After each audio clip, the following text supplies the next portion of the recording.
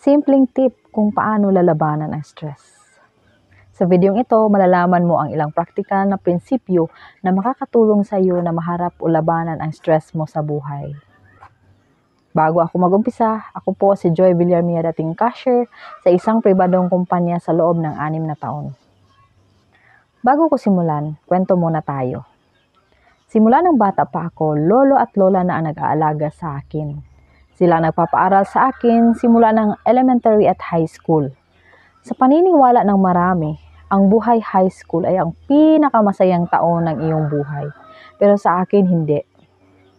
Ang pagiging high school student ay sobrang nakaka-pressure.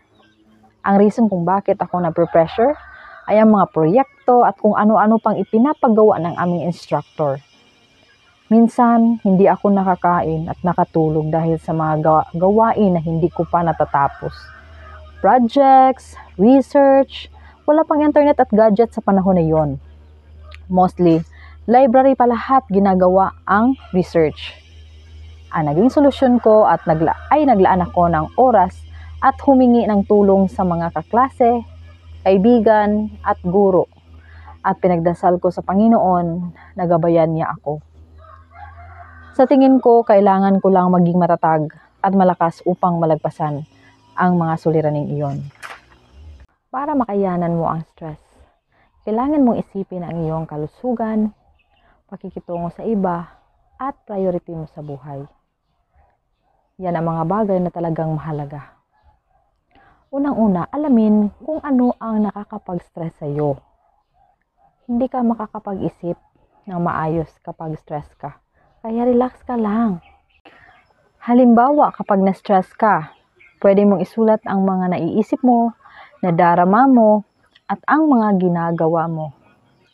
Pwede mong pag-isipan kung paano mo mapapagaan ang isang gawain o ayusin ang schedule mo. Ikalawa, alagaan ang sarili. Ibig sabihin, ang regular na pag-ehersisyo ay nagpapaganda ng kalusugan. Kapag nag-exercise ka, gagaan ang pakiramdam mo at mas gaganda ang reaksyon ng katawan mo sa stress. Kapag nag-exercise ka, gagaan ang pakiramdam mo at mas gaganda ang reaksyon ng katawan mo sa stress. Kumain ng masustansyang pagkain at huwag magpalipas ng gutom at siguraduhin sapat ang pahinga mo.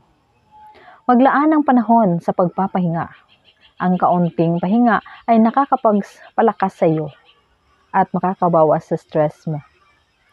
Huwag pabayaan ang kaugnayan sa Diyos. Yan ang ikatlo.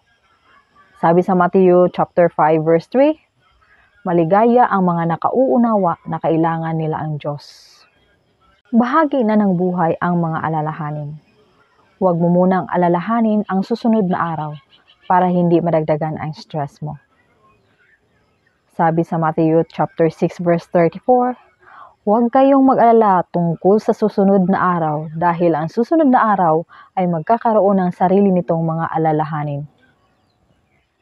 Inibitahan ka ng Diyos na ihagis sa Kanya ang lahat ng iyong mga alalahanin dahil nagmamalasakit siya sa iyo. 1 Peter chapter 5 verse 7.